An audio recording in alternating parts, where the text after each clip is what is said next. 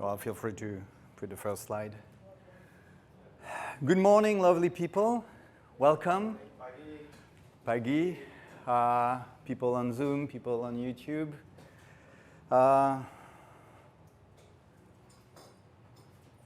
Okay, no. Well, I'm Cyril. Like the SIM card. Wait, that doesn't work. Fuck it. We're done with that presentation. Okay.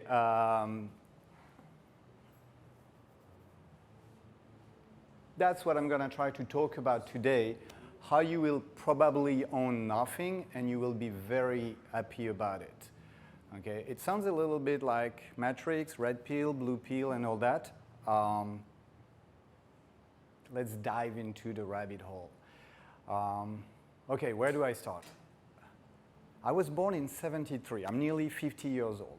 Okay? Back when I was a kid, you know, phone was attached to the wall, TV was a big thing sitting in the living room. When I was going to summer camp, I would send a postcard, I would disappear for 2 weeks, no news from the family and all that. Those were the good old times.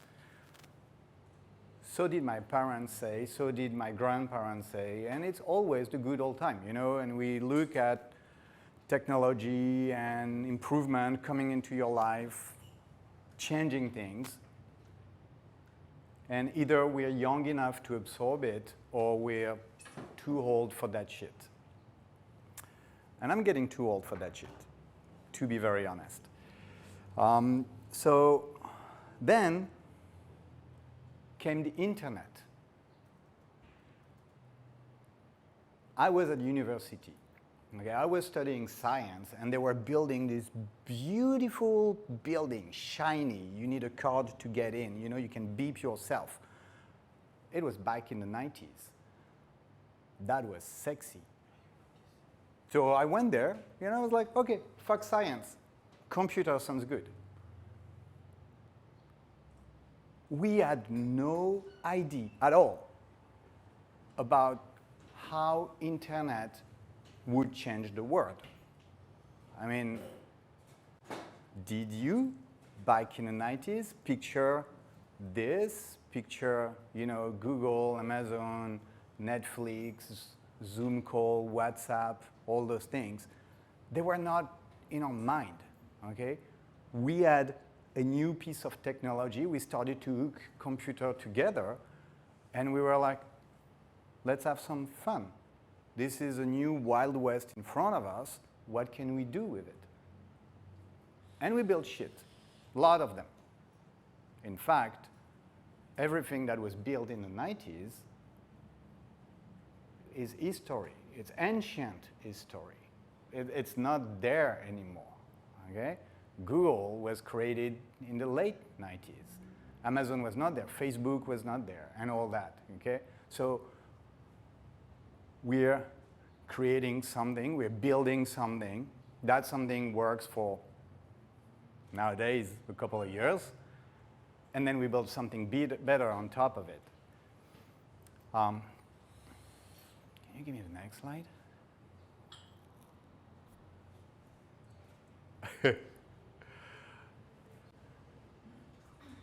That's the average internet speed through time, okay? And we're talking about 10 years here, okay? I mean, look at that shape, okay? Get used to it, because that shape is what's coming in your face in every compartment of our life. And what do we do with that? You know, we enjoy, we create new business, we remove friction. I mean, when was the last time you sent a fax? You sent a fax today? No, a couple days ago. Oh, a couple of days ago? Did you use a phone? Okay, okay. We found one. We found one. Okay, my last fax was probably back in '99, I think, something like that. And then we moved everything to email. Now you can sign a PDF. What did we do with internet compared to the world we had back in the 80s and the early 90s? We removed friction. Stuff that would take days are now taking seconds. Okay? Paperwork on the internet. Transactions on the internet to some extent. Okay? We removed friction. We made it flawless. It went faster. This thing is accelerating. Now, would this stop?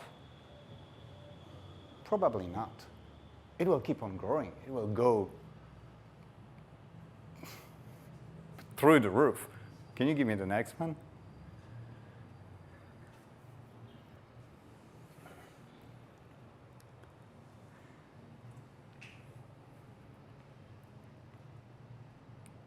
This thing here, maybe, oh yeah, I bought it maybe for $400 because I can roll. But right now, maybe it's worth $100. What's the value of this thing expressed in early 90s service? $100,000. There's a camera. I can take picture, I can take video, I can call people, I can watch content, I can learn stuff, I can access a lot of information. I have a built-in encyclopedia. You know, literally, I mean, you've seen that picture, I'm not gonna show it, you know, where you see a guy with like all those equipment back from the 90s and now it fits in there, okay? We used to spend a lot of money for that. Now it's in there, okay? Now, look at that. This is the number of pictures. You all know the Kodak story. This is the story of Kodak, okay? They were like, yeah, sure, that digital thing not gonna fly, okay? Now, this is 2011. If you look at today, like 2021, the number of pictures taken in the world get close to 2 trillion, okay? So you take that curve, you go all the way to 2021, 10 years later, so you go here, okay? Now you go on the roof, you take a ladder, you find the tallest guy in the room, you climb on his shoulder, and that's gonna be 2 trillion. That curve here goes straight. And you know what? It's not gonna stop. Why? Because taking a picture became marginally free. Okay? I used to take pictures around here. Every time I would click on the button, there's a cost. The film, the development. So I would be very careful about how I would use my camera. Today, I don't care. Well, don't move, guys. There, thank you. And then I delete them, some of them. So remember that, marginally free, because everything, and I really mean everything, that we consider luxury today is going to be a picture, and it's going to become marginally free.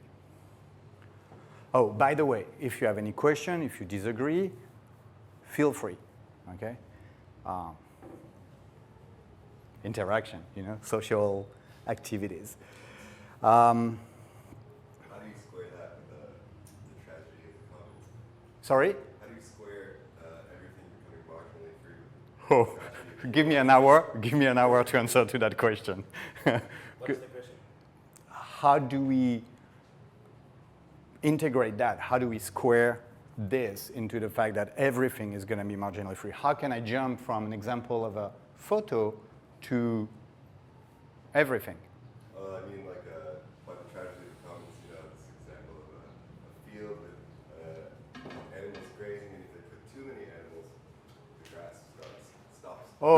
Oh, you mean the population in terms of how we are going to grow?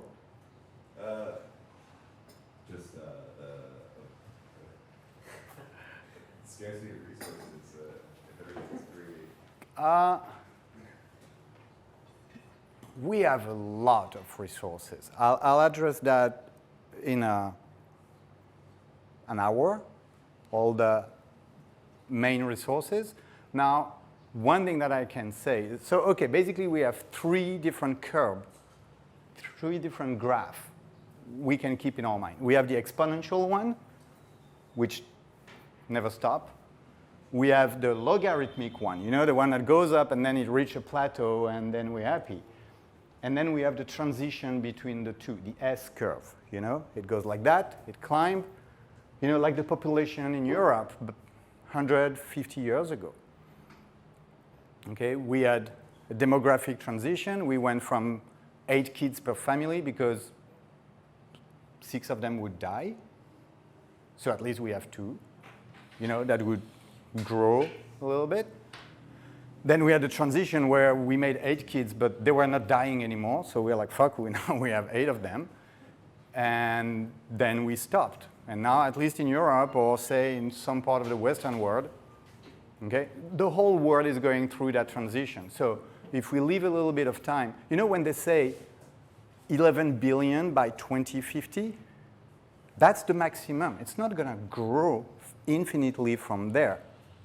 At least as long as we're staying on this piece of rock, this spaceship we're all flying on through the universe. Okay? As soon as we'll go out of that, different story, but different amount of resources. So I think that we have plenty of all the resources we need to cover that. Does that address at least part of the question? Equilibrium state would be really close to the maximum population, is what you're saying. In the US? Yeah. Basically, you know, you have like what? 300 million in the US, it's kind of stable. In fact, the population gets older. Same in Europe, 270 million, not moving anymore. I mean, it moves a little bit, but in fact, if you look at the number of kids per family, it's below 2, so make the math. It's not going up, not anymore.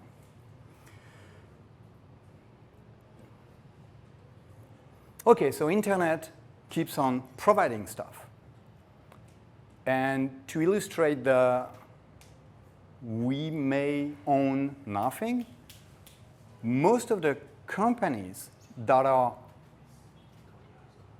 accumulating so much market cap, so much money, they don't own much.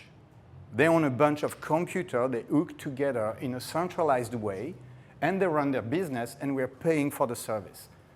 You know, Sim used to say, Airbnb doesn't own any real estate. But this is the biggest hotel in the world.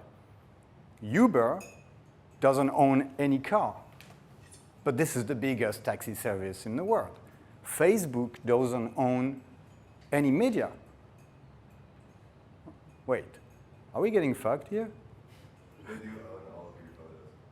They own everything. Well, yeah, no, they own, but they own it because they take it from us, and we are becoming the product. Okay, so internet, you know, they call it the thing to come, or sorry, that is already being developed. They call it Web 3. You know, Web 1 was, oh, there's data on the web. I can go there. I can read it. The amount of interaction you would have with whatever you find on internet was minimal. Web 2 is the moment where not only you can read, but you can also produce content. But you're not making the revenue out of your content. You post pictures on Instagram and Facebook, they're making the money. Why? Because they own the computers. Okay? They have those massive data centers that they're using to process all the data, and basically we pay for that service with our own content, with our own experience, with our own love. We are feeding the beast. If that feels like Matrix, it does, at least to me.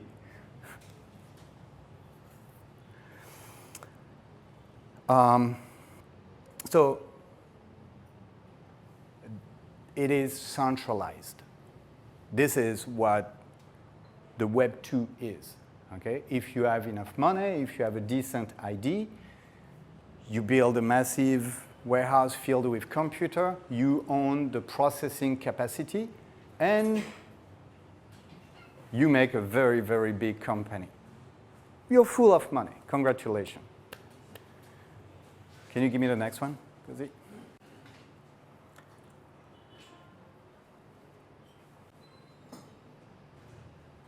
Then come that guy.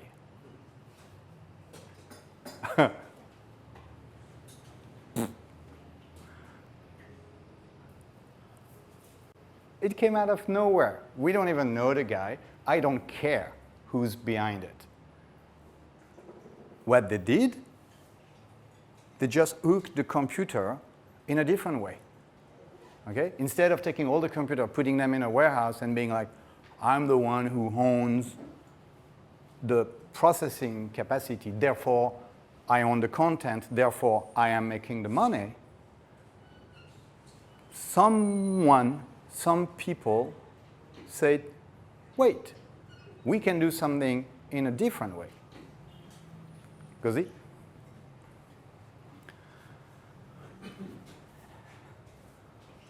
Those are the characteristics of Bitcoin. And Bitcoin is going to inspire, I mean, it's a blockchain, and it's going to open a new Wild West. Remember internet back in the 90s? How we had no idea at all about what it could do, what it did, because now we are living in that world. Okay? There's a new Wild West in front of us. And we didn't see it coming. We are absolutely not prepared. So Bitcoin is the first blockchain that was created. Okay. What they did is, instead of putting all the computer together in a data center and centralize everything, they're like, wait, let's make a network of computer. When your computer can be part of the network, get a copy of a ledger on which we would record information. The thing is, because the ledger is not on a single computer, it's not controlled by one person, but we have to make sure that we all agree on what is written on the ledger, it becomes immutable. Once it's written, it's there. No one on earth can go in the Bitcoin blockchain and say, well, I'm going to change that transaction, from 5 years ago. Oh, your money? Gone. Your Russian? Gone. That doesn't work. Okay? Not only because it is immutable, but also because it is public. Anyone in this room, anywhere, can go look at the blockchain, study the blockchain, and see every single transaction. Okay. Some form of transparency, I like that. It's interesting.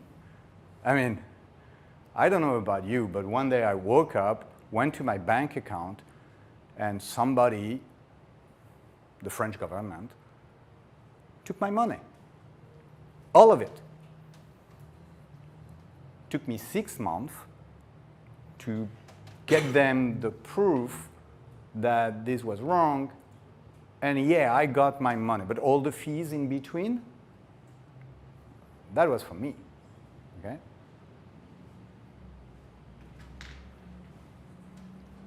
It is collaborative, as in we can all contribute to the solidity and the resilience of the network. The more computers that are hooked together, the stronger the network is. In fact, Bitcoin has been going on for like what? 13-ish years. It's been attacked. plenty of time. People tried from the very beginning until today, and they all failed. That network went through everything and just got stronger. Okay, I like that. It's open. So, in fact, it's evolving. You know, the Bitcoin network, how it's being used, you know, there are updates. I'm not going to go into the detail, the Taproot and the Lightning and all that. Basically, we are making it better, but in a collaborative way. No one owns Bitcoin, the network itself. Okay? I mean, you may own Bitcoin. So this is the problem. Okay? They call the blockchain and the token with the same name. Just stupid. It is resistant. We covered that. People try to attack it.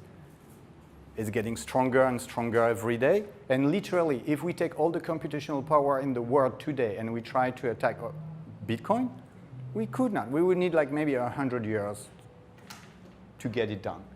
It is decentralized because there's millions of computers all over the world that have a copy of the ledger and that approve together every change in the ledger. Resistant, not just to attack. Okay? It is resistant to borders. Whether you live in Russia, in Guatemala, in Indonesia, your Bitcoins are there on the chain. Okay? It is resistant to the color of your skin, to your sexual orientation, to your religion. Bitcoin doesn't care. My bank does. My government does. Not Bitcoin. Now, is all that enough to make it revolutionary? Fuck yes. Okay, I have a question. What is that? Money. It's money. It's paper. What else? Yeah, currency. Hmm? Yeah, currency. Currency. It's a currency, yes. Value. It's value. It's all that. It's trust. Do you trust me if I give this to you, that you can go buy a coffee and food with it? Yeah. Does anyone in the room or on Zoom have any doubt about that? No. If I give you euro, you know, okay. If I give you dollars, okay. If I give you Venezuelan money, you don't anymore. You know, Venezuelan money is just worth the paper, the amount of energy you can extract if you burn it. It doesn't have value. It's not money anymore. It's a piece of paper. Why? Because we trust someone or something like a central bank or a government to maintain the value of this thing. Oh, by the way, they're printing 20% more money every year, which means that this thing is going to go to shit really soon. Trust. That's one of the revolution. And friction, you know how internet removed friction? Something we just discussed 5 minutes ago, how suddenly everything went faster. That's what blockchain does. Bitcoin is an electronic this. It's gold, but digital. What is gold? A store of value. Okay? You keep your gold, then you know it has value. The problem is gold is not very liquid. How do I pay for my coffee with gold? How do I move my gold? If I have $1 million of gold in my safe, and I choose to move, you know, let's say from here to whatever, Jakarta. How do I move my $1 million? Well, you can. But you need to find a service. You're going to need, like, you know, a truck and guns and, you know?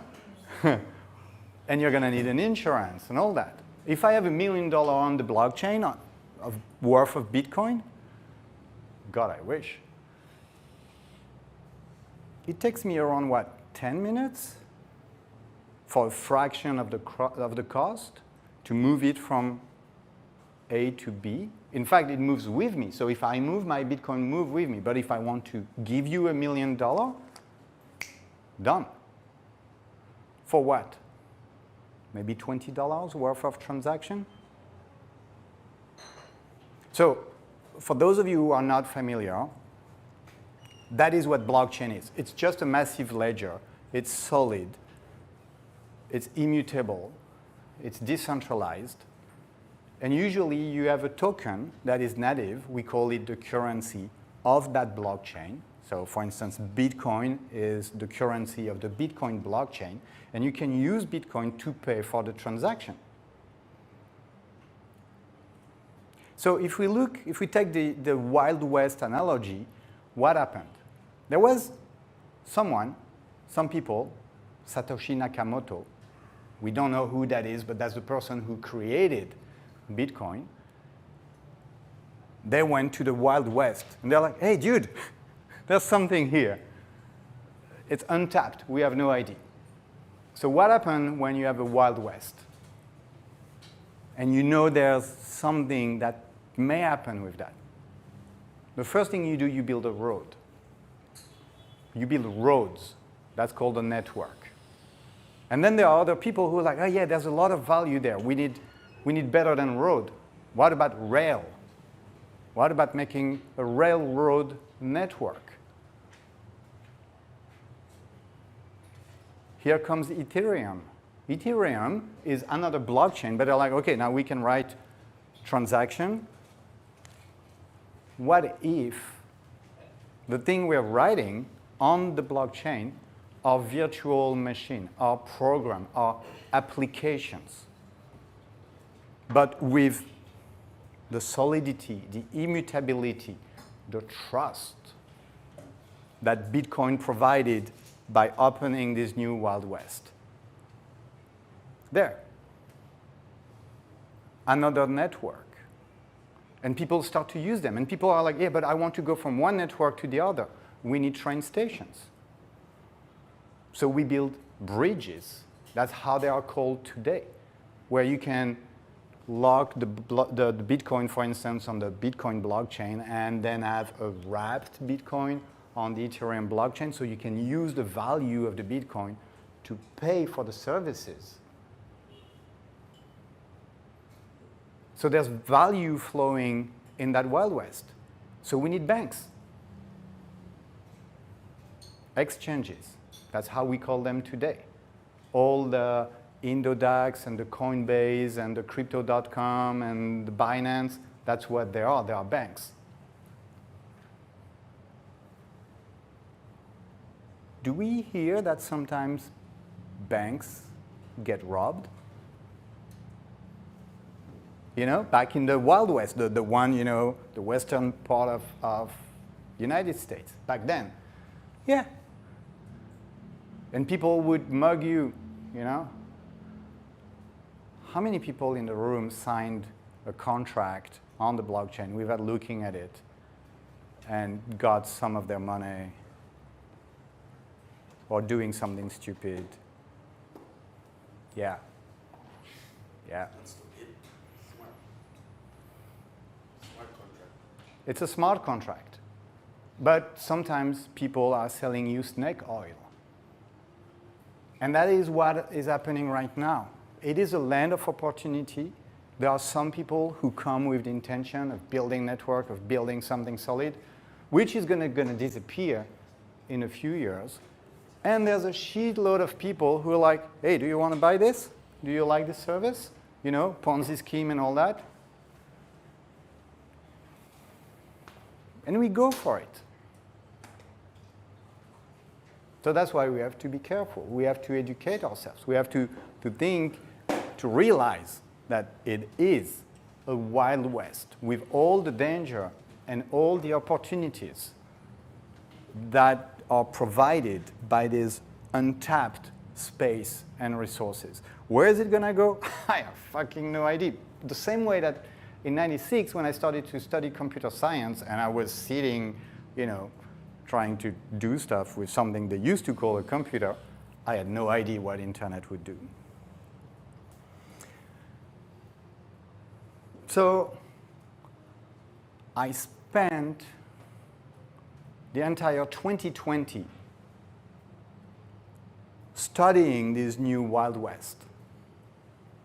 Okay? I went on YouTube, watched shitload of real content, educational content. The Antonopoulos or the Whiteboard Crypto or Finematic. I mean, I learned a lot.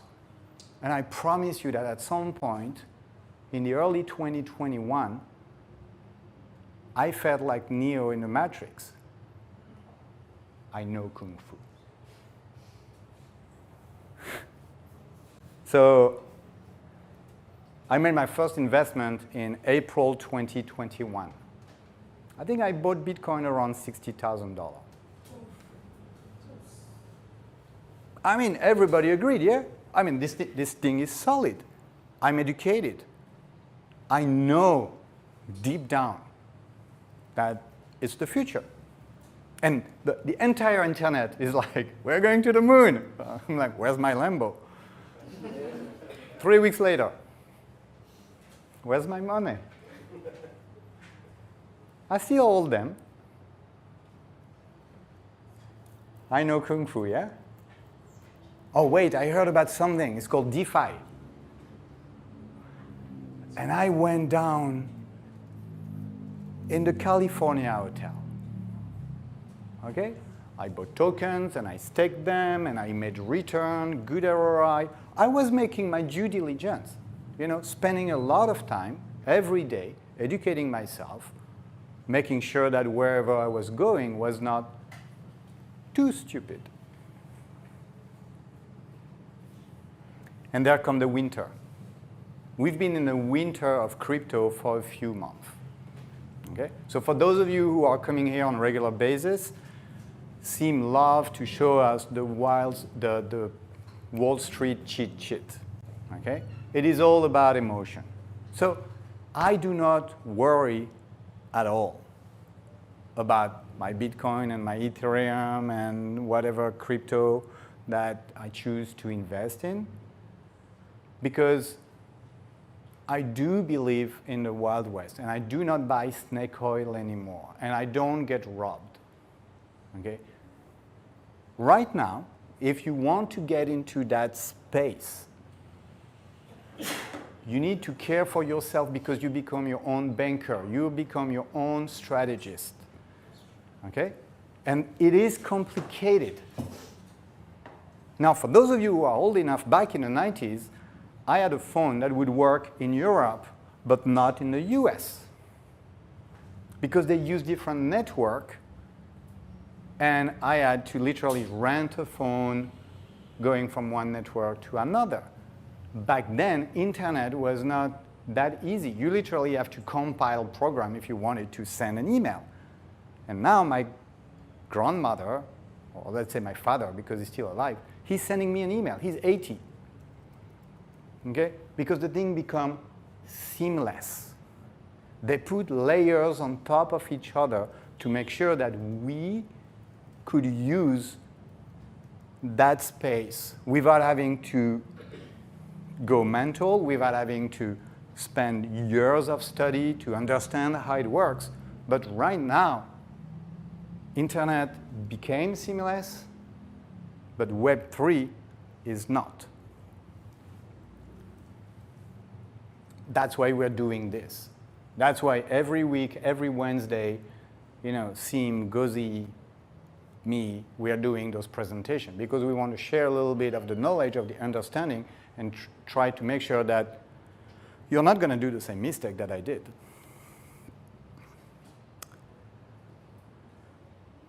So, What does this relate I'm getting there. I'm getting there. You know, we need to build a story to understand why we own nothing, because I'm going to stop talking about blockchain really soon. So those things, like internet in the past, what do? Yes, they remove friction. Yes, they remove the question of trust. Okay, right now, if you want to buy a house from me, imagine I have a house. I wish I had. How do we do that? You give me the money, I give you the key? No. Because we don't trust each other. So we need a notary. And a notary is a human being who's going to make all the due diligence, and they're getting paid a shitload of money to make that happen. And it's going to take 6 months. Okay? In the near future, all that is going to happen on the blockchain. You have money, I have a house. My house is already registered on the blockchain. Your money is somewhere on the network where you can prove it because it's transparent and public and immutable. Then we can go onto a smart contract, sign the contract. There's your key. 5 to 10 minutes for a fraction of the cost.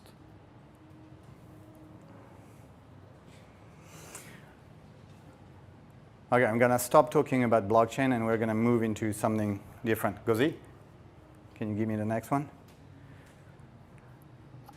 I don't know who was here last week, but we were talking about how the car, back in the early 1900s, let's say anywhere between 1908 and 1920, replaced all the horses, right? Late 1800, there were horses everywhere. We would use horses every day to move anything from A to B. And then, you know, Ford came up and it's like, hey, I have a thing, there's an engine and we can put oil in it and it's moving and it's this and, you know. So there are two horses looking at a car and they're like, what do you think? Yeah, they're not going to replace us. We are the horses. I'm going to tell you why. Can you give me the next one? No.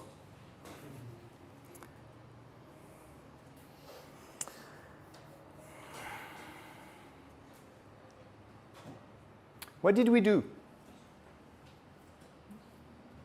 You know, we used to grow food.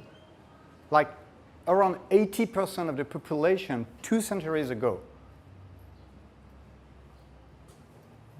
their job was to grow food for themselves and for the other 20%. And that number went down. 2% today. 2% of the population to handle all the food. Yeah, I know it's shitty food, but that is changing, I hope. And the thing is, if you want to picture robot, I'm pretty sure that you only imagine like a Tesla factory, you know, with very specialized robots who are only doing one thing. But that time is done. Have you seen the Boston robotic videos? Oh, they're all over social media, where you see robots, you know, 2-legged robots, and they can dance, and they can jump on stuff, and they run faster than you. Like last week, I saw a robot shooting 2 points, 3 points, basketball, and then he was like 25 meters away.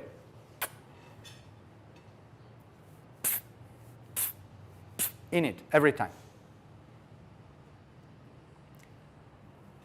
General purpose robots are coming after all the low-skilled jobs that we know of. Collecting fruits, moving something from A to B. Is there anyone here in this room or on Zoom who believe that automated, fully self-driving vehicle are not coming?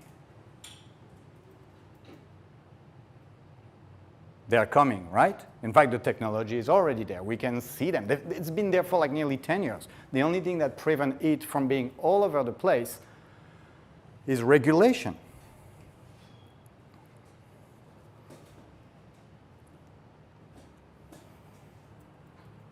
Give me the next one just to have a, I'm not 100% sure. Give me the next one, and then we'll go back up. That's just in the US. Around 11 million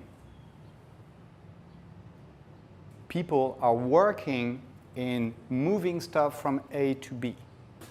We're talking about truck driver, we're talking about ambulance driver, we're talking about all kind of transportation, but we're also talking about the specialized one. Okay, the one that are working, in warehousing and all that. And roughly the US working population, or the population that is in capacity of working, is around 160 million. That's 7 or 8%. They're all out of job. They don't know it yet. I mean, if you're a driver of whatever, I'm sorry, but you're out of job. The machine is coming from you, for you. Can you get me back to 2 slides up? Sorry.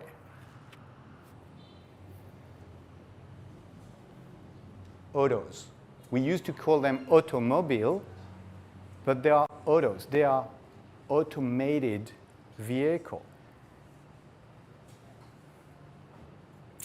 I drink coffee every day. And I love, going to my coffee shop because they know me and they're going to get me my coffee the way I like it. But now there are automated baristas. I go there, they recognize me. So they're like, hey, Cyril. And they give me my coffee, my coffee. In fact, it's not just where I go in the morning. It's all around the planet because it can be a network, which means that anywhere I go, I can talk to the same barista, auto barista. Okay? In Tokyo, in Paris, in New York, whatever. Hey, Cyril, how are you? Here is your coffee. The same coffee I like. They're going to come for that job too.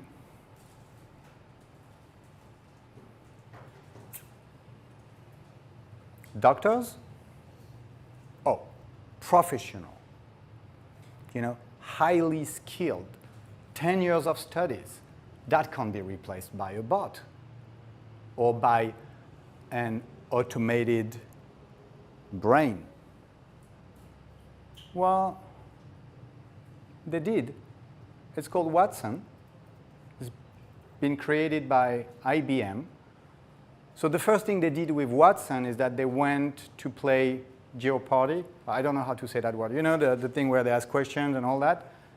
They crushed human in 2010, winning $1 million prize on TV. Okay? That thing is just there to absorb information in a comprehensive way, and then they can answer questions. So they went on TV and they won a TV game show. Fantastic. And then they taught Watson medicine. And Watson is becoming a good doctor, a very good one. Very, very good one. Now the thing is, going back to the autos, we don't need the autos to be perfect driver. We need them to be substantially better than us to replace us. I don't have the number, but we all know that there's like thousands or hundreds of thousands of people who are dying on the road every day. That number is going to shrink as soon as we put autos on the road. There's also a very large number of misdiagnoses. Because let's face it, if you're a doctor and you work 10 hours a day and you studied for 10 years, the amount of information you can absorb, the amount of patients you can treat, the amount of interaction between chemical compound is limited. Watson doesn't sleep. Watson can treat people, millions of people, every day. And they can combine those information. There's one fun fact about Watson, is that in an oncology service, They were like, we don't know what that patient has. You know? And Watson was like, this, I know. Watson knows. Watson has been discontinued, but that's not the point. They are coming. The general purpose robot, Baxter, I think it was introduced around the same time, early 2010. It's a robot. It has 2 arms. It has a small animated face, and you can teach that thing to do stuff for you. Now remember Boston Robotic. They've been posting those videos for years. And at first we would see a clumsy robot having a hard time to keep their balance. And now they're rocking. They're really rocking. The general purpose robot, you can show him. You know? Can you iron this for me, please? Can you pour that? Can you open this? Can you fold this piece of clothes? And so on. They're coming for all those jobs.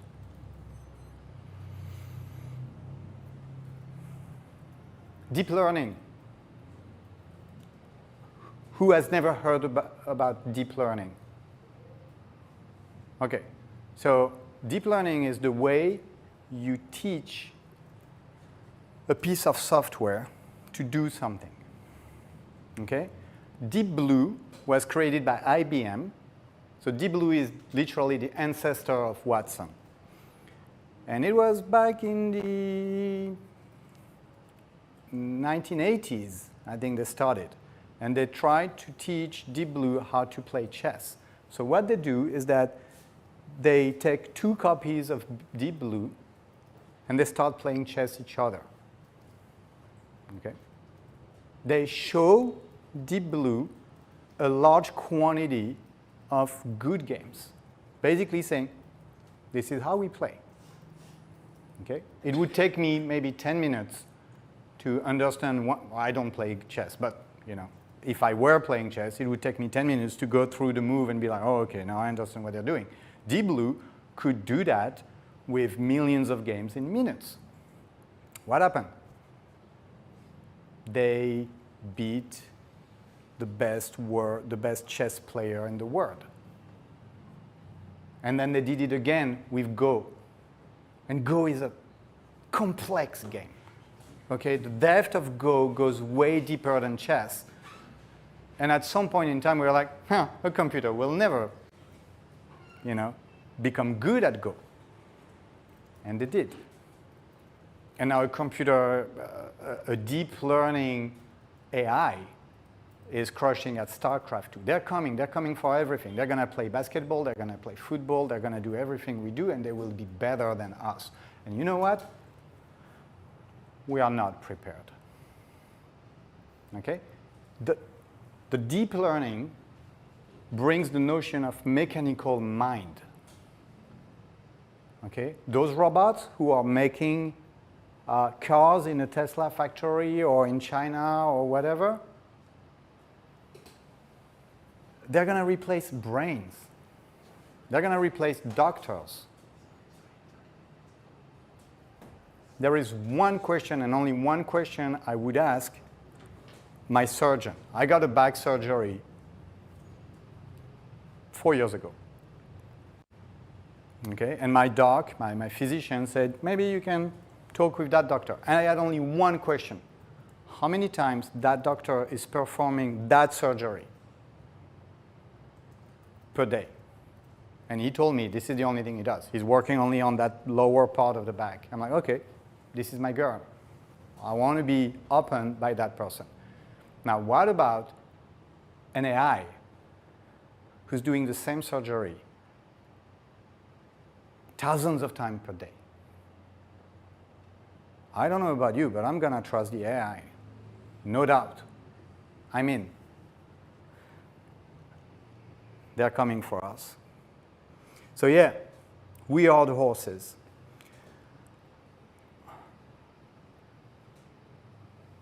They already went for traders. How many real traders are still trading? I mean, I know there's one in the room, but literally, Wall Street has been entirely replaced by AI. Is there anyone here who have doubt about that? Okay. You don't believe that most of the transactions that are done on the market are done by... Most of them are, yeah. Yeah, most of them. So the thing is, all the transactions used to be done by human, and now a tiny percentage of, a tiny fraction of the transactions are operated by humans, and the vast majority are just programs doing the job. Oh, you know what? Now they're making programs that build programs. So even if you're a programmer, you would be like, hey, my job is safe because they would need someone to code. Nope. They're coming for that too. So the thing is, they don't need to be perfect. They need to be better than us in terms of cost, money, in terms of time. Can they do it faster than us when they work 24/7 without any break, without getting ill? And in terms of accuracy. Now, I truly believe that self-driving car will be much better than us collaboratively at driving.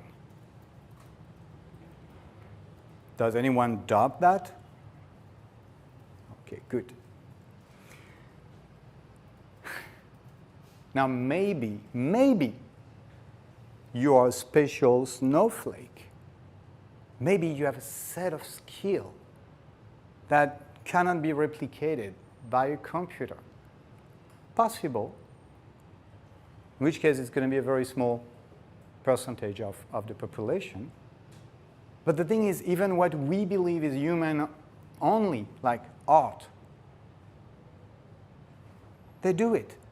They create music. They write articles. There is a chance that this morning, when you woke up and had your coffee and read the news, there is a very high chance that one of the articles you read was entirely written by an AI. We are so fucked. Can you give me the next one? So, just to illustrate that, we talked about it. This is the number of people who are working in the agriculture and in general. That's in North Carolina. This is in the US, but you get the gig. It went from most of the population to nearly no one.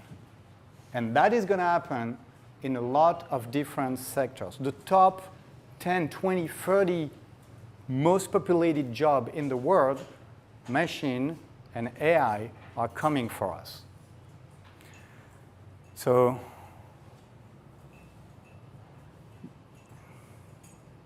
give me the next one. We are going to remove the human cost from, in fact, you can already move to the next one. We're going to remove the human cost from the economical equation. We just saw that transportation is something like 8% of the population. Okay? If we add all those other jobs that are slowly going to be taken or handled by mechanical arms and mechanical brain, we're going to end up with an unemployment ratio that's going to go through the roof. The Great Depression in 1929 in the US, it was 25%. We're going to beat that number in the next few years. Okay, 40, 50, 60% without a doubt. How can we survive that? How our society can survive that? You'll own nothing. We're going to demonetize everything. Give me the next one.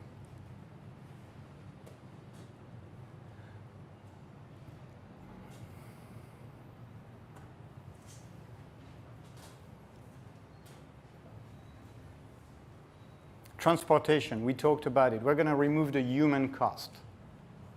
In fact, we're not going to own cars anymore because cars are sleeping 95% of the time.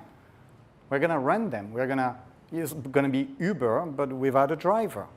And if you remove the driver, the cost is going to go down by a lot. Okay? Energy. Yeah, give me the next one. Just to have. Did I fuck it up? No. That's the trend of cost for energy. Okay? This is the cumulated installation. Okay? The more installation you have, for all the renewables, the cost goes down.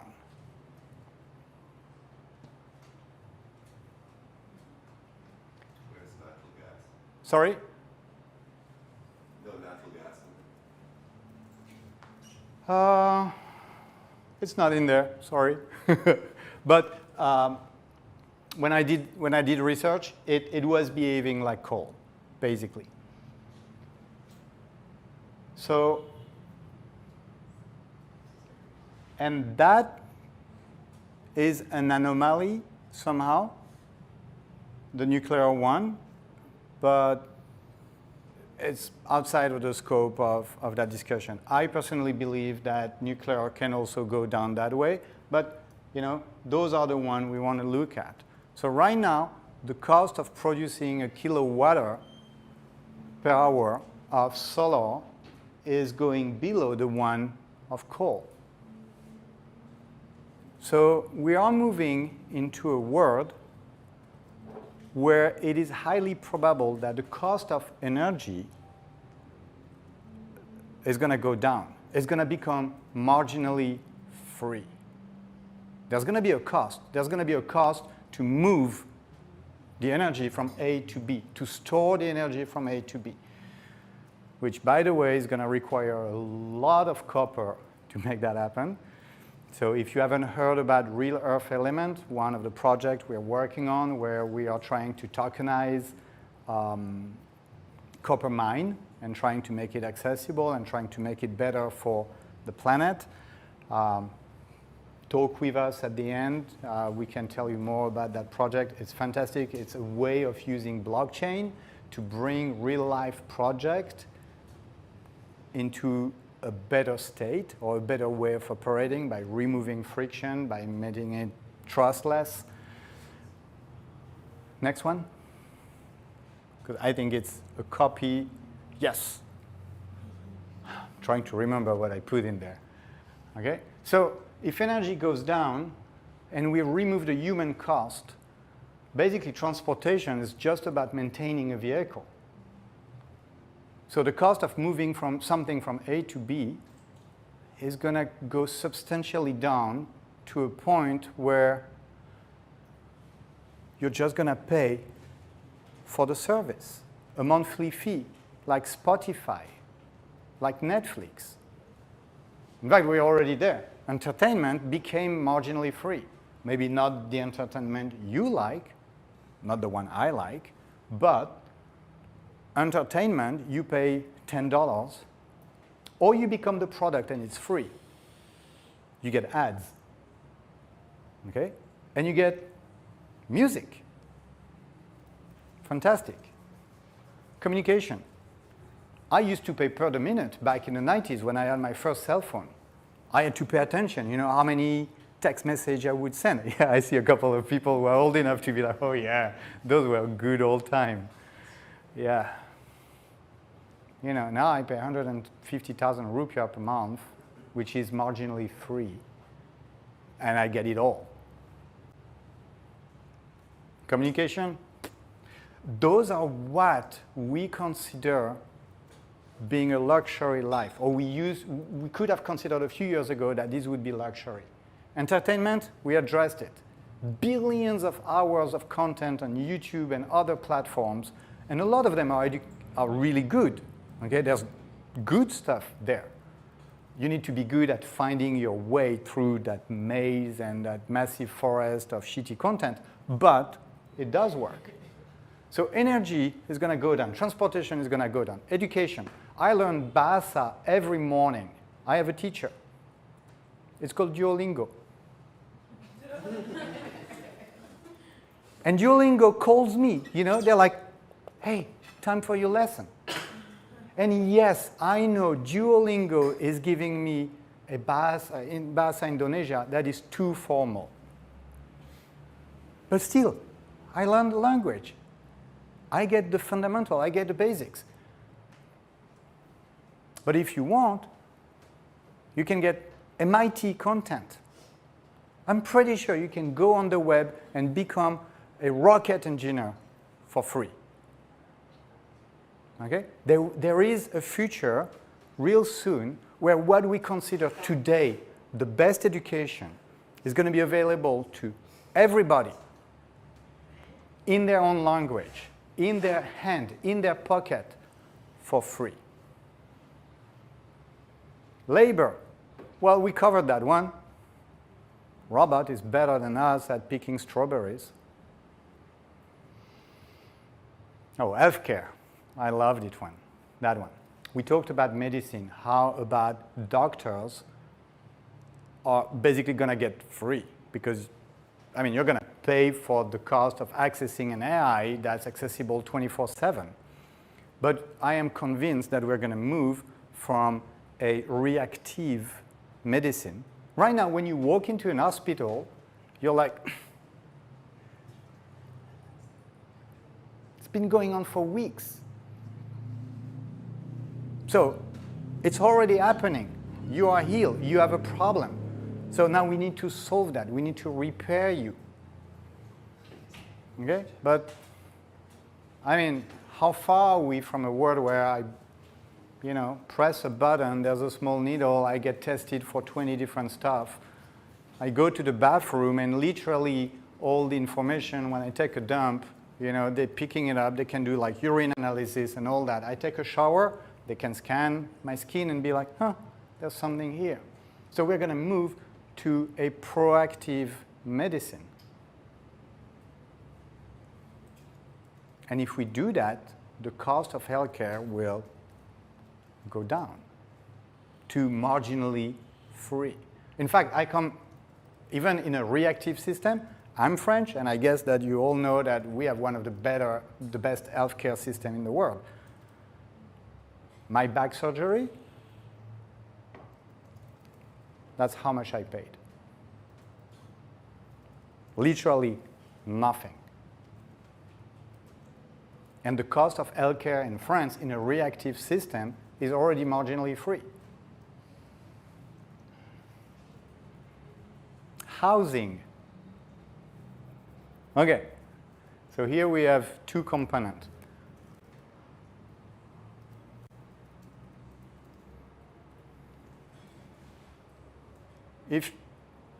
What makes the difference between a flat in downtown New York, in terms of price, and the one that is like half an hour away? It's how easy it is to access all the services, to access the life, to go to the good restaurant, to go to work and all that. But in a life where transportation, easy transportation becomes marginally free, it's going to be much easier to move around. In fact, because you can now sleep in your car, which is not going to look like the car we're having. You can sleep there, you can work there, you can have a conversation. It's basically going to be your office or a temporary room or whatever. It's not going to be much of a problem to commute. Now, on top of that, if you picture how, okay, this is going to be a bit of a stretch, but a nanorobot, a very small, tiny robot, the first thing we're going to teach them is how to replicate themselves. Okay? And they're building those things now.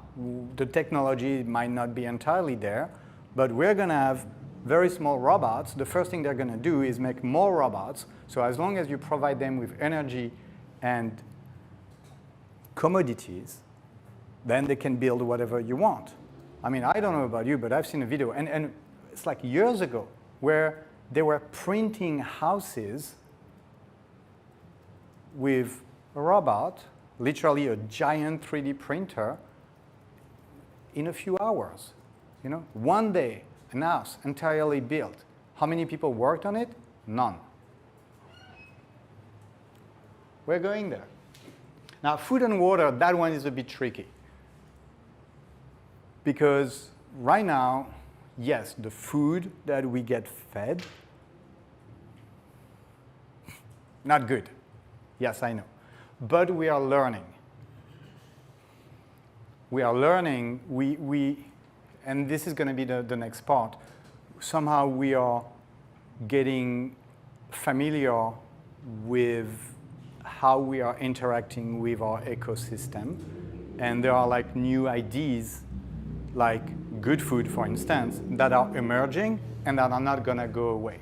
Now again, I'm French, and I come from a country where water is already marginally free.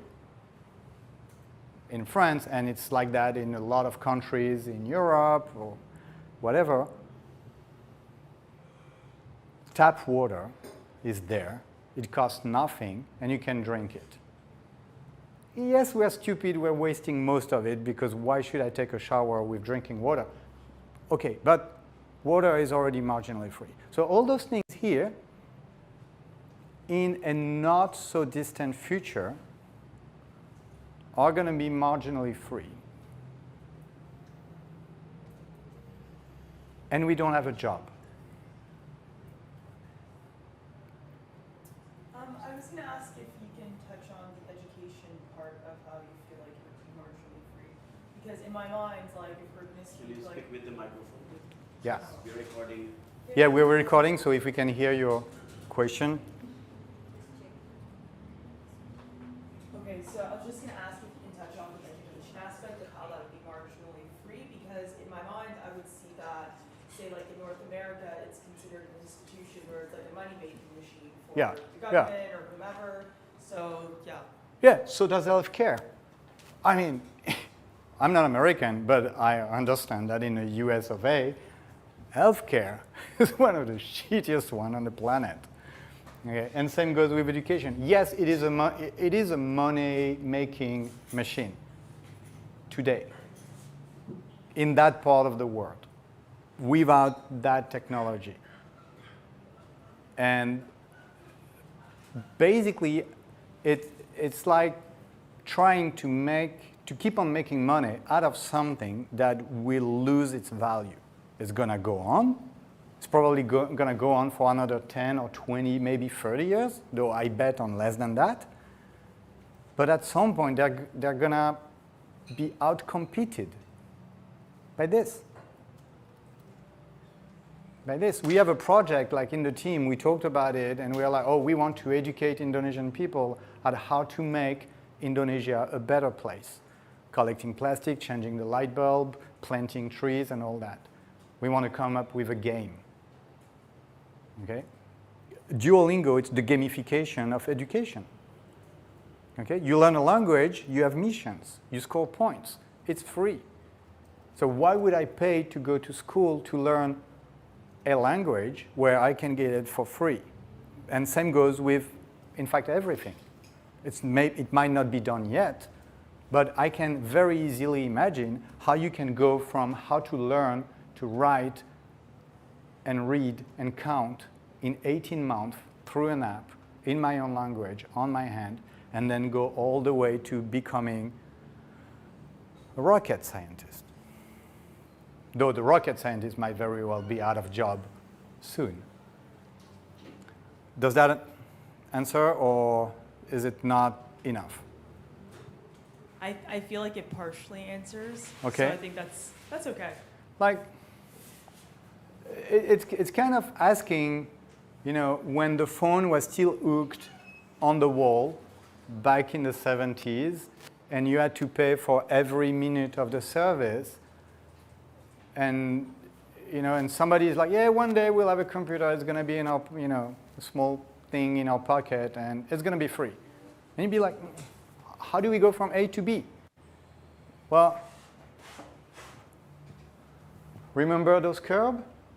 They're all over the place. They go either one way or the other. They go down to zero, or they go through the sky. But that's what they do. And that's what humanity does. So we need to combine those two things.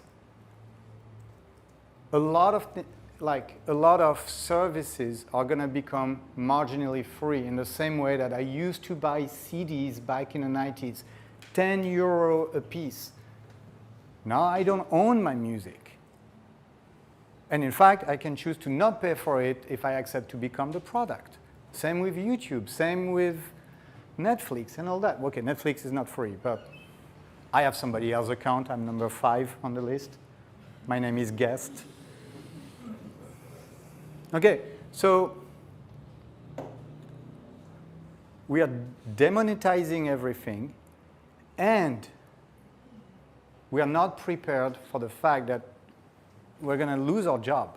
All of us, most of us, or enough of us to make it really problematic. So now we can connect two things. One thing that Sim talked a lot about is that they're going to take all our money soon. There's going to be an event, I don't know which one, and they're going to be like, oh, sorry, we lost all your money, so now we replaced it with a new token. And we're going to give you a little bit of that token every day or every month so you can pay for your things. And that token will be programmable. Your money is going to be programmable. It can come with an expiration date. It's going to depend on your social score. You can use that money only for that kind of activity. Okay? Blockchain is making that happening. It's making that available. That's one thing.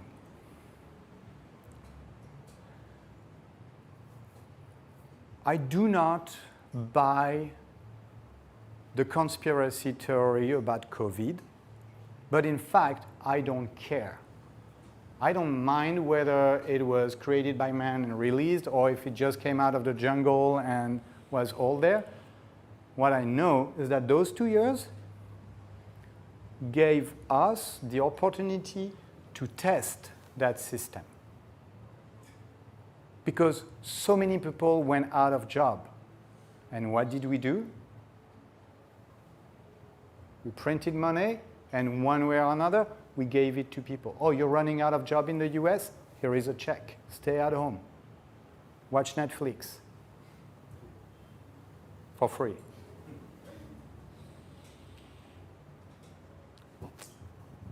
So I think it was in your previous slide, you said that we are not prepared for all of this AI. So my question to you is, what do you feel like a solution would be to be prepared?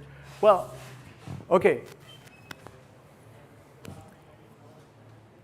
We as individuals are not prepared. Okay? What do you do? Me? I'm a developer. You gave me your job.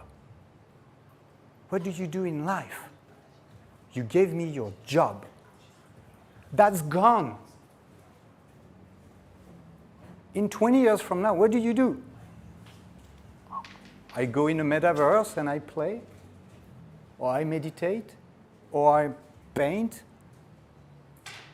The question of how do you make a living is obsolete, and so are we. Is that depressing?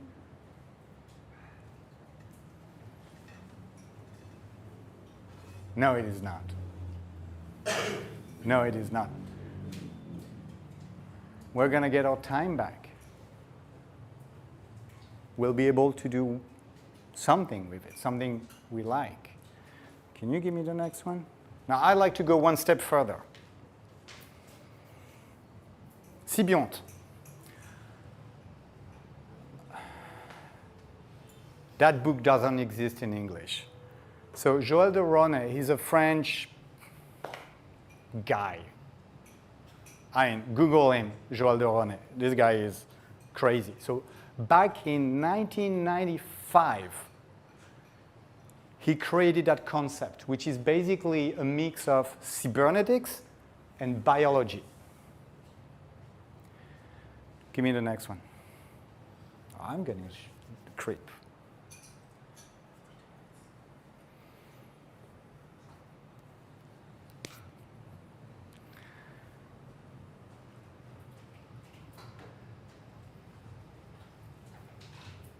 I am just the carrier of that thing. There's a brain that just got interconnected 20 years ago. Okay? And this is an analogy, but this is where, we need to put things in perspective. There is a superplanetary organism that is a combination of biology, us, the ecosphere, the entire ecosphere, with cybernetics.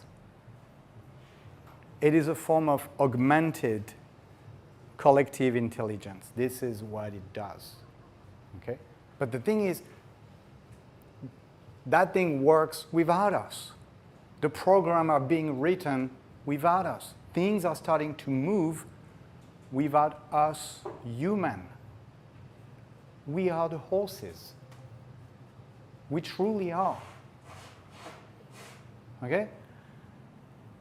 And basically, if you try to picture that meta-organism, just accept that like all the ecological and economical or function of that organism. Okay? The things are moving, it's its blood. And we are some form of bacteria in the brain, and we're just here to hold that thing, to interconnect it. And that thing is just waking up. And this is where I want to bring a little bit of hope.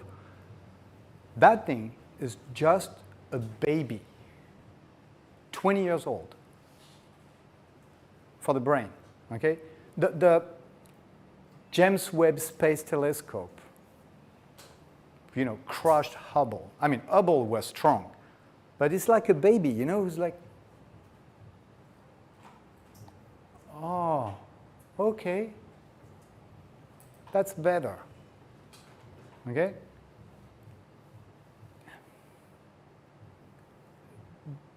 We are a small part of it.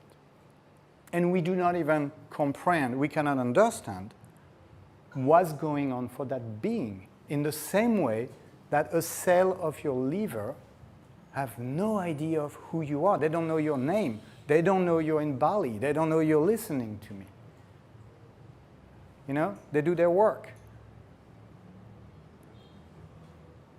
So do we. Maybe to some extent we're just like the bacteria, in this macroorganism. Maybe. So that's covered, that's covered.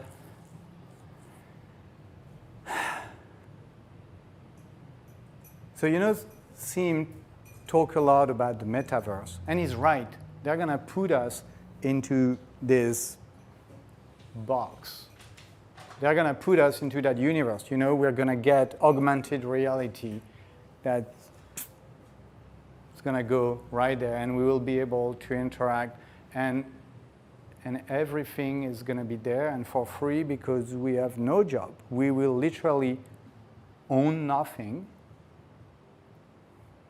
and we'll be happy about it. But will there be a percentage or some persons who will have a job? Somewhat?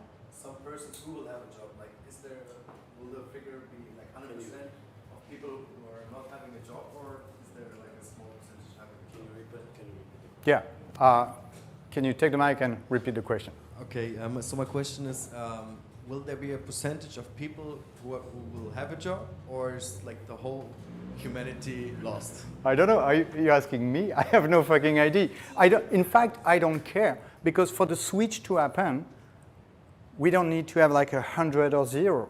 We just need to have enough people out of job to induce a systemic change. Now, I don't even have to answer that question, because imagine you don't need money, you have everything. What do you do? I'm asking the question again. What do you do? What I like? What you like. Can you give me the next one?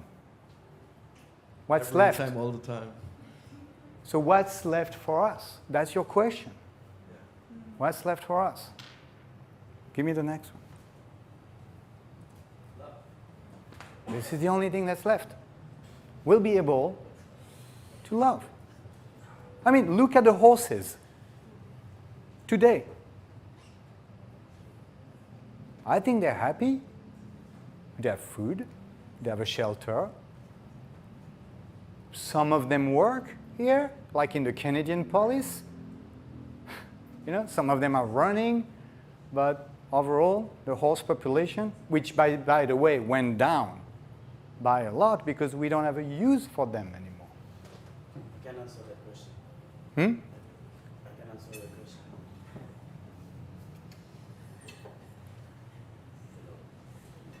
Hello? Hello? So you were asking about like how much percentage of people can have a job or people are not really losing a job. There is a picture where, you know, back then there is one operator or maybe some kind of operator that operating all the telecommunication. Like one woman like operating a lot of cables. Maybe you've seen that before. Yeah. Right?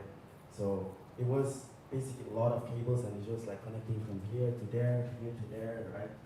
So now it's only this, you know. So yeah, she's like, her job is gone. And what's happening right now, the past 2 years or 3 years, a lot of people, you know, their job is gone.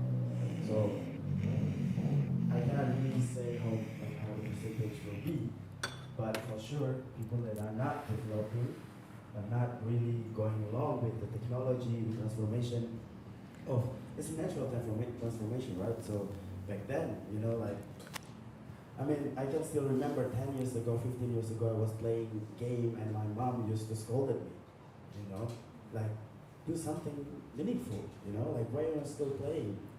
And now, I am helping 5,000 scholars playing NFT games, play-to-earn games, where they play and earn money, or crypto first, but they withdraw it to money. So we are transitioning into a new world where our parents can't even imagine that we can do it.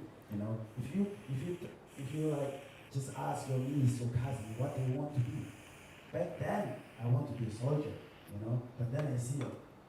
Because the only thing that I knew was like from my grandpa was a soldier, or even doctor or pilot. It was the one that my parent thinks you can have a bunch of money and then you'll be happy, you know. And when I grew up, it's like, then you ask your cousin and niece, they want to be YouTuber, they want to be TikToker, you know.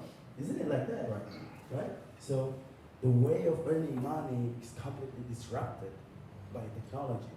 So for us, like for my mom and dad resisting, you know, that like you have to be a pilot, you have to be a doctor. My cousin is a pilot, and he had no job when COVID was happening, you know. His friends become go driver, and pilot was used to be a job, you know, like our parents are, you are successful if you're a pilot. What's happening now, you know? So now, our scholars, one of our scholars, they play a game for 8 hours and they earn $1,500, like, for playing a game.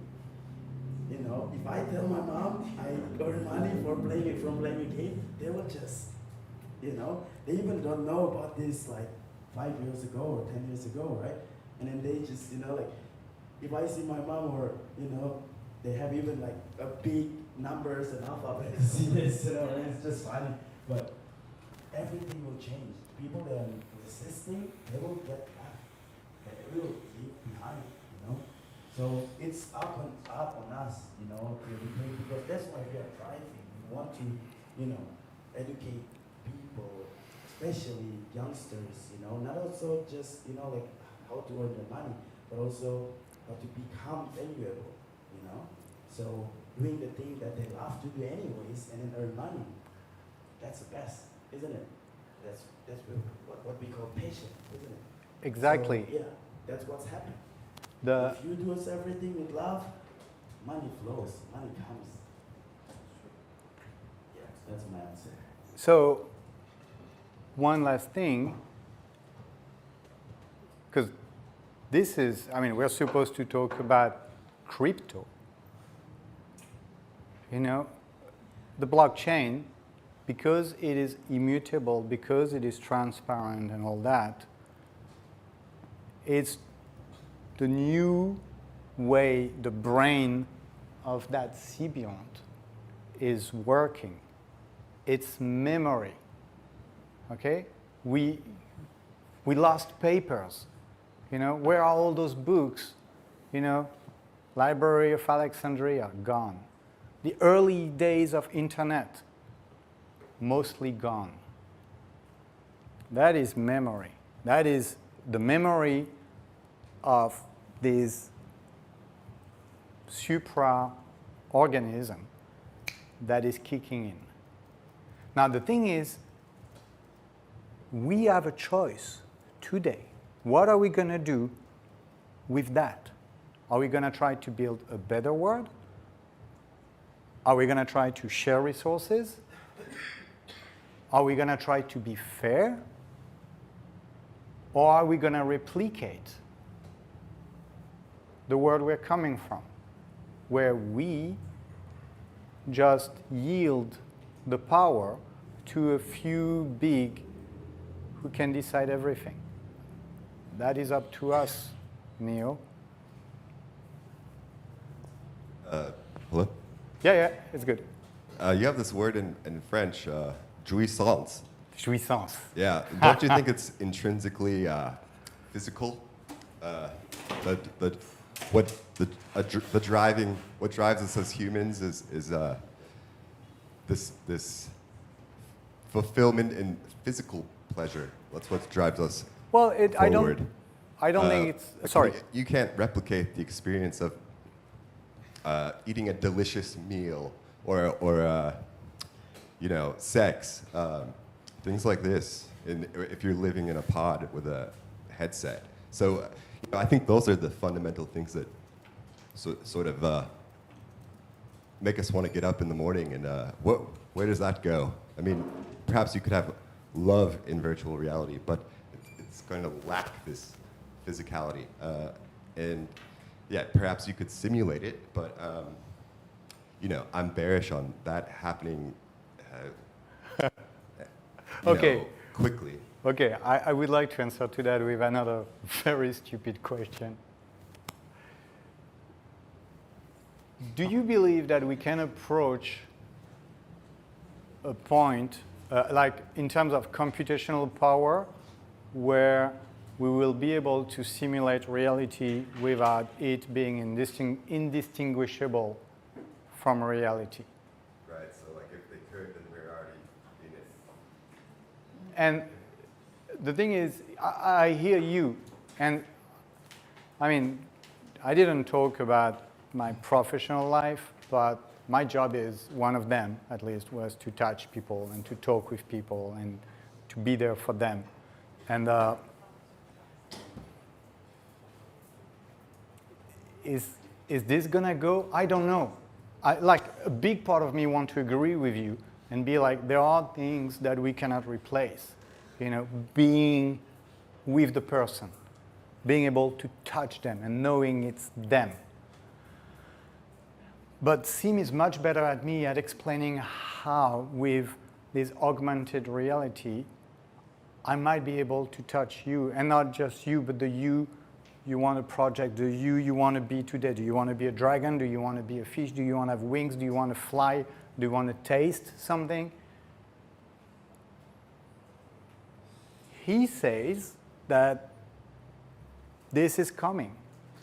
And when I just look at the computational power, I mean, we all know that law, you know, it's, what is it, Moore? You know, the computational power double every 2 years or 18 months. At some point, we will have so much computational power and we'll be able to interact with the brain that how are we going to make the difference? A massive part of me wants to believe that I'm not going to lose that. But even if this is happening, I will not lose it. I will just experience it, hallucinate it in a different way. You know, 2 days ago, you know, we were in the jungle and it was just filled with love.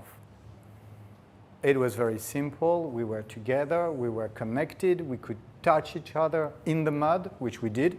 Oh, it was great. You know, it was a fantastic experience. Like, we had cacao. I was like grinding cacao, you know, and then we went collected some fruits, and then we pick up the seed and we made this, and you know, it was simple. And there was no money, and there was, you know, yeah, we had those because we are part of the brain. So once in a while, less than usual, we'd be like, oh yeah, okay. In fact, we saved the world in between. Really, at least to some people. But we were just enjoying our life, like horses. And to me, this is not a dark future. You know, I don't feel like Neo in the Matrix, sleeping in a small thingy. But it might very well like that when you're going to live in a small cube. So then it's up to us to decide what we want to do with our life, what kind of horses we want to be. I want to ask a question. Please do. I think in my opinion, psychology is still gonna be on and on. As long as there's human, there's gonna be mental health, depression. People keep changing, situation keep changing. That's gonna put a lot of pressure on anyone, and that is as a soft skill that is not taught yet. That is not taught yet. Exactly. The key word being yet. Yet, but everybody is also unique. So sometimes it needs a personal touch. Yeah.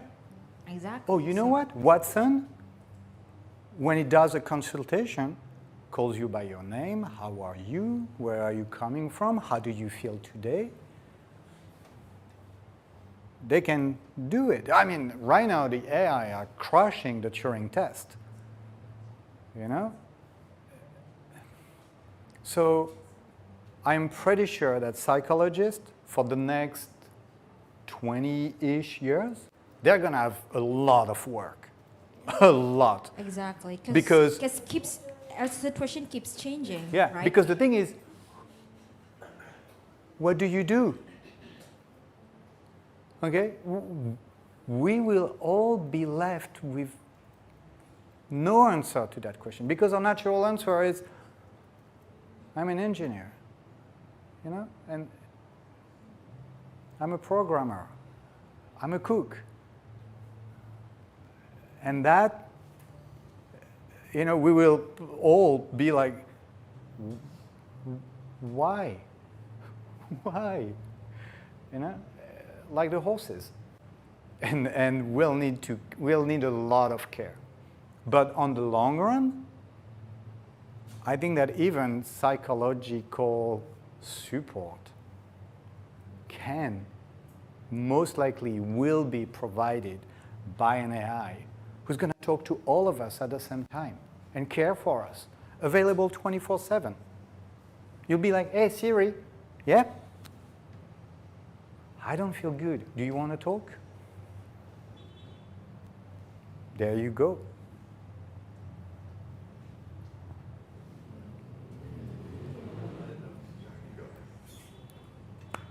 Oh yeah, there's a mic fight. Yeah, I wanted to ask you, how many times have you seen a computer predict the weather?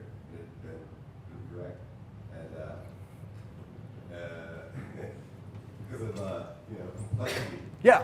When we have a lot of many inputs,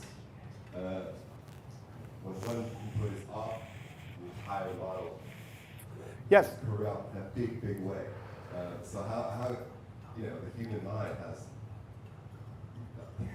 Well, okay. all these neurons Okay, weather is a very good example.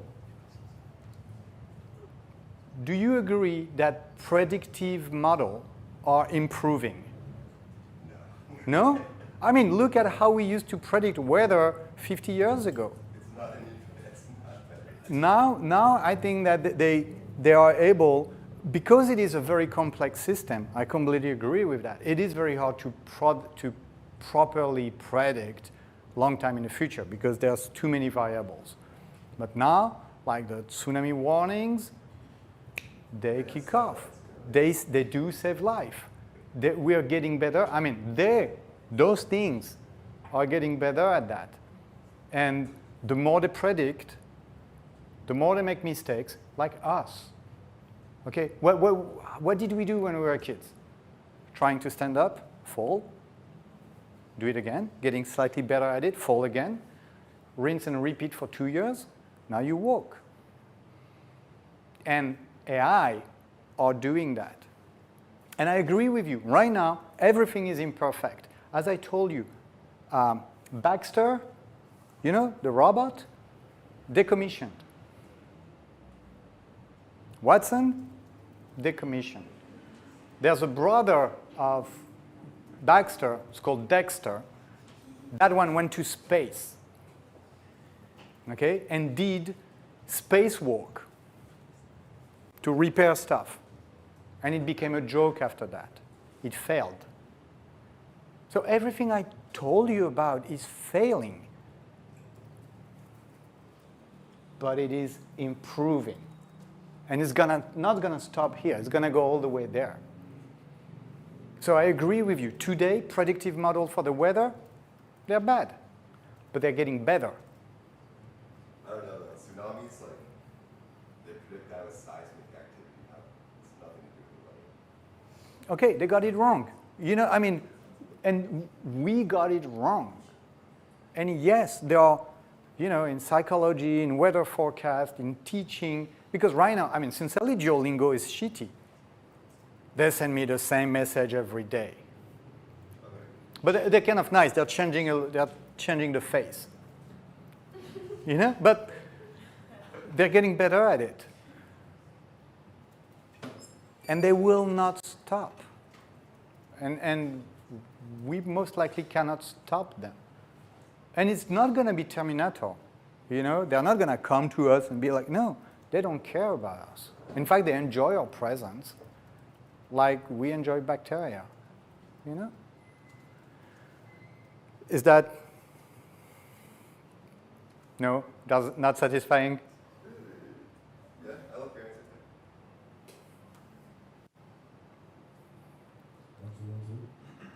Okay. Thank you, Surya. Can you speak with that one, please? Because that one is not recording. Just This one? yeah, that.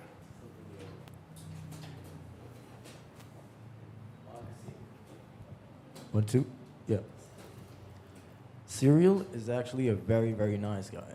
And he's a very smart and political guy. He's really telling you how it will be, but in a very nice way. But I'm gonna tell you how it's gonna be in a different way. I've been developing AIs, and I've been developing for a long time now, and I've seen how it evolved. So I've developed AIs, I've developed blockchain, and this world is crazy. This world is interesting as fuck. And this world is going very, very, very fast, but a lot faster than we think.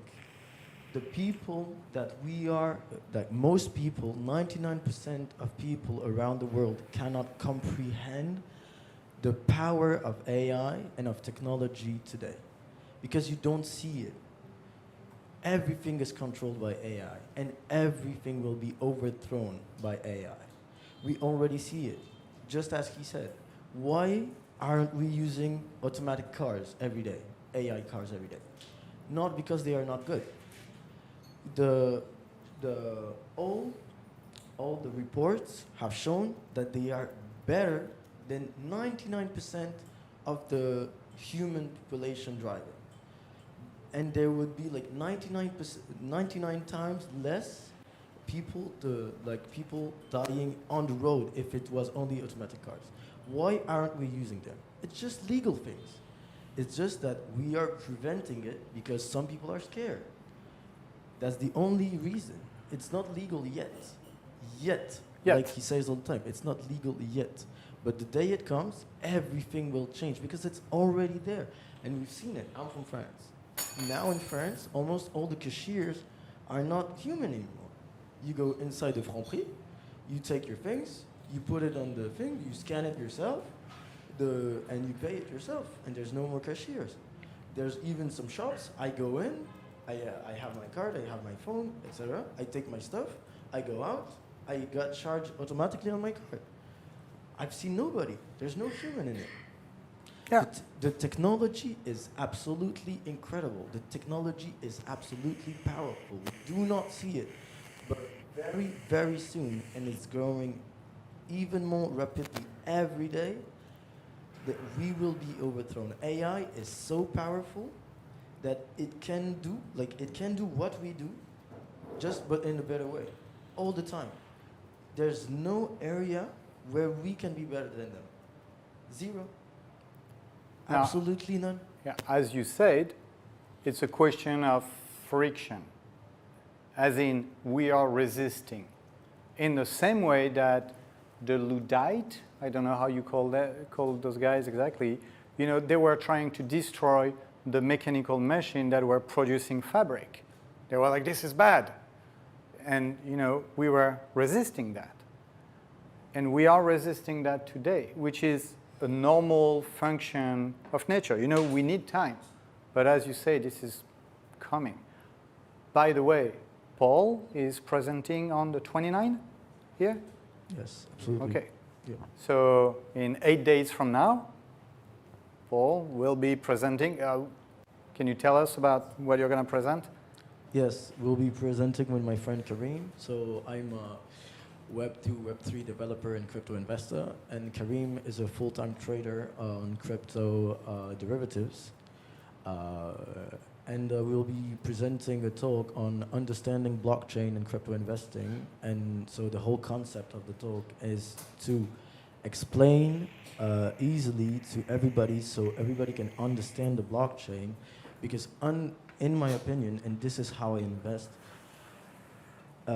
understanding the blockchain and understanding deeply and fully the underlying technology, why it has been created, how it works, and the benefits that it brings to the big picture enables you to research the market better, because you can understand the projects that are being built upon the blockchain, and being a better researcher makes you, in line, a better investor.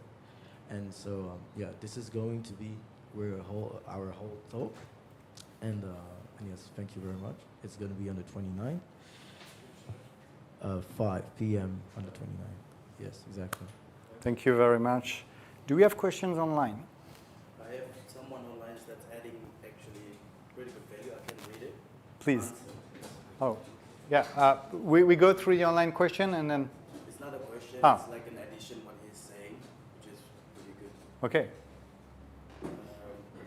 Okay, thank you. Okay. I'm just gonna do a response of it. My answer is whatever you're talking about, we're talking about here together. I think the answer is wisdom. That's the word. The key word is wisdom. Why? Because everything, the new idea, always pro and contra. Always. That's based on the history. Whatever we're talking about, then we're talking about the technology now. Okay? Mm-hmm. But we should be wise. This tool is kind of like the knife when you make a surgery. Do you want to use that to kill you or to heal you? Yes, it's just a tool. Yeah, that's the thing that I learned about it. I was trying to get the data in a society, for example, in here, in Bali particularly, or even in all of Indonesia. Then many, everybody there got their own opinion. Some of them they rejected, some of them they were very welcome it. Yeah. So this thing, I think we should make a wisdom to you. We should be filtered. Which Yes. one is used to help you? Which one is not useful for you? Yeah. It's just about wisdom. And the thing is, it's also about ethic, Yeah. ethical decision. Because right now we're facing AI, Yeah. and you know, it's not a question about whether they're going to get better at us, Yeah. I think because so. they are. It's how are we going to show them Yeah. how to be better than us. You're right with the knife. In the end of a surgeon, it saves life. In the end of a cook, it makes very Exactly. good food. In my hand, it would kill someone. So, Yeah. Exactly. Good to know, sir. okay. And you know, what about nuclear power? You know, it was somewhere there, but you know, it can make a bomb. It can make energy. Yeah. I mean, go to an hospital. Yeah. It's filled with nuclear technology. You cannot do an MRI. You cannot do X-ray Yeah. if we didn't master that technology. Now, does nuclear knowledge save life? Yes. Does it Yeah. kill? Yes.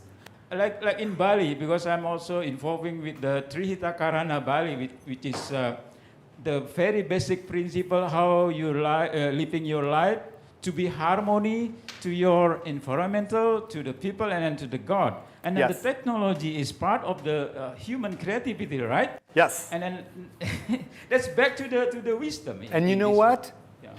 The symbiont, the super planetary organism that I tried to pitch, that guy is learning wisdom. Yeah. Okay? Because imagine, Earth is its cradle, and it's a baby. Okay, what do you do when you're a baby in a cradle? You shit all over the place. Well, that's what we all did. Now, some of us had parents and they put diapers and stuff like that, but literally we eat, we shit, we sleep. Yeah. Okay? That's what it does. And it's just waking up in its cradle, get the brain connected, and what have we been talking more and more every day for the last 50 years? Ecosystem, ecology, global warming, caring for the planet. That thought is going through the brain. Because literally that being is learning, is getting wise, and he's like, oops. And if that being starts to move and go somewhere else, Mars, whatever, I believe that if we move to Mars, if we send machine to Mars and then we move there and we create a network and we put antennas because that thing wants to listen, we're going to be smarter. It is going to be smarter. So yes, and the thing is, we are left with no job, with no function. So the only thing we have left is becoming wise, looking for harmony, trying not to get too fucked up in the middle and, you know, in the need of psychological support to go through the transition. But our grandchildren or great-grandchildren, I don't care, looking down, you know, they're going to come to a society where, what do?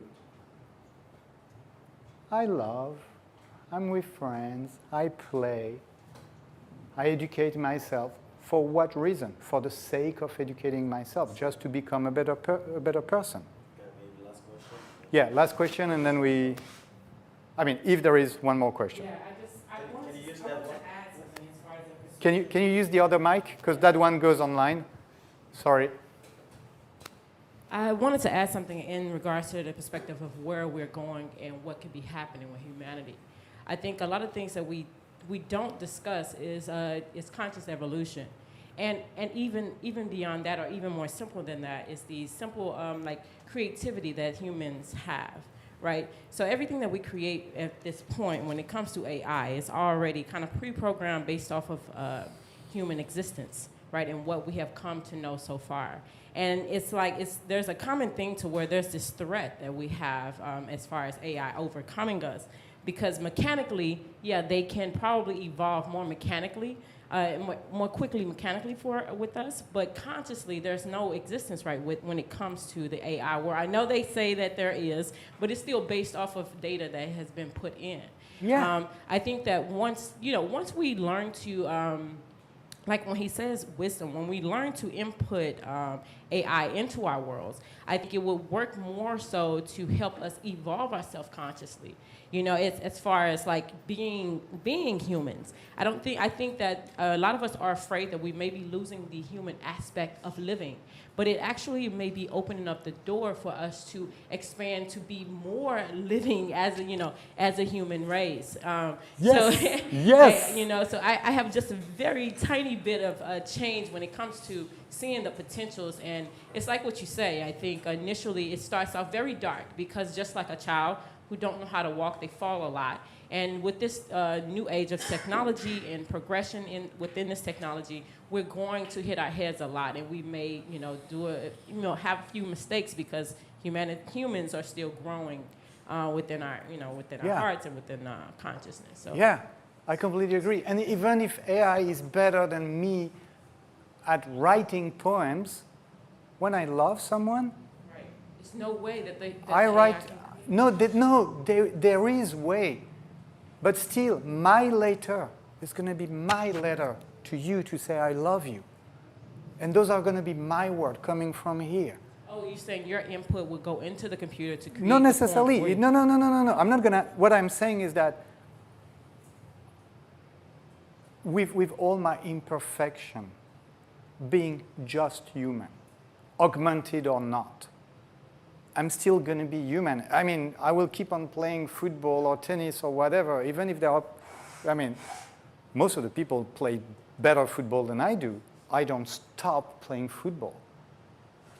So even if there are AI who are better than me at writing poems, I will still write. Okay, and that's okay. So the news, the feed, the information, the system, we are not needed to make it work. Things are moving without us. Information is flowing without us. Value is flowing without us. Things are learning without us. They are talking without us. In fact, the car I rent, the self-driving car who recognizes me can talk with my fridge. I mean, it's not that far. I can see how my coffee pot is going to talk to my car, to the car I rent. So it's like, oh, he's on his second cup. Warm up, baby, because he doesn't want to be cold. This is his favorite temperature. And when I come back with a different car, but still recognize me, they are talking together. Okay, there are more inanimate, object online than people. It's done, and that curve is not going to change. But it's beautiful. It's like it shows how technology is here to serve humanity. Or the other way around. Or the other way around. But yes, I want to take it as in it is serving me because it's going to make my life better. It's going to make it easier. It's going to give me more time to be with the people I love, to be me, to care for me. Like, okay, you know what? I was very lucky. When I went to uni, I knew one thing. Because the way uni back then in the 90s in France was working is that it would not teach you a job. If you want a job, you go in an engineer school. I mean, I was a scientist. But I went there to get knowledge. I chose a pair of goggles, and I was like, I want to see the world as a scientist. And I picked up computer science along the way. And I was lucky because I was surrounded by people who's like, oh, I'm learning a job. And in fact, no, at uni back then in France, you could only learn, the only job would be either researcher, which is a tiny fraction, or teacher. But everything else, you would have to find bridges to learn a real job because they would just give you knowledge. And this is where we're going to go. You're going to come to this world, and there's no work for you. What do you do with your time? Or you care for yourself. You love yourself, so then you can love other people and write them letters, maybe with the help of an AI, or maybe not. I did it myself. Say the kid who bring you, a noodles necklace. It's still the most beautiful noodle necklace in the world when it comes from your kid. Last question. All right, that's it. Ah. Just an idea to think about. I think we shouldn't have what I could call like unrealistic optimism about AI, because in life, like in all the living organisms, not only humans, there is what we call power and power structures. Humans, us as humans, we give ourselves a lot of importance. We think that we are strong. We think that we are incredible. We think that we are today the most evolved creature on the planet. And this is why we are at the top of the pyramid structure of power. We are at the top of the food chain, we are at the top of the power chain, we are at the top. We can kill anything. A lion, a whale, anything. We can kill anything. But the thing is, everything that we said from now, and this is just why I think it can be an idea we can think about, is built upon the idea that AI will serve us as humans. But AI today is more powerful than us, than any of you in this room. Because myself, I can create in 5 minutes an AI that is better than you, anybody in mathematics. So imagine thousands of computer engineers working at Facebook, or thousands of anything working at IBM or anything. Or imagine GitHub Copilot, which is an AI that codes already, and that codes very, very well, even maybe better than me. So, it's sure better than me. So, this power is bigger than us. AI can be better than you in mathematics, better than you in art, better than you in this, in that, in this, in that. And so, just if you mix it all, you do an AI with all of this power, it will just be better than you in each of these zones. And if it's just better in all zones, it's just more powerful than you. And something that is more powerful than you, what happens? Not even in humanity, if we don't consider humanity. We just consider all the other living organisms. When a living organism is stronger than the other, it takes controls over it. It eats it, it kills it, it just dominates it. And what happened when humans arrived on the planet? We arrived, we started evolving, and after we saw, oh, I'm stronger than a whale, I'm stronger than a lion, I'm stronger than an ape, I'm stronger than a cow. I'm gonna eat it, I'm gonna kill it, I'm gonna take its skin, I'm gonna make some clothing with it, because we're at the top of the food chain, we control everything. But tomorrow, who will be at the top of the power chain? Not us. It will be AI. Paul, I hear you, and I fundamentally disagree. So in the sense that we're going to live, in my opinion, it's okay. Do you control the 40 billion bacteria that are in your body? You don't. You live in harmony and symbiosis with them. Do they control you? Well, in fact, they do, to some extent. They interact with your body. So maybe we are the bacteria, and that symbiont is a baby, and I guess that the thing is, I hear what you say, and I agree to a physical level. But We are there. AI is something that is developing, and we're going to interact with them. I am not sure that there's going to be such a power struggle as in we're going to get skinned by the machine. But again, I'm a terrible optimist. Why not, though? No, why not? It's possible. Okay. I know we can like so much. Okay, you know what? That's how beautiful the community is, right? Yeah, But we need to shut down the thing, so we can stay, we can talk. Everybody either on YouTube or Zoom or in presence. Thank you so much.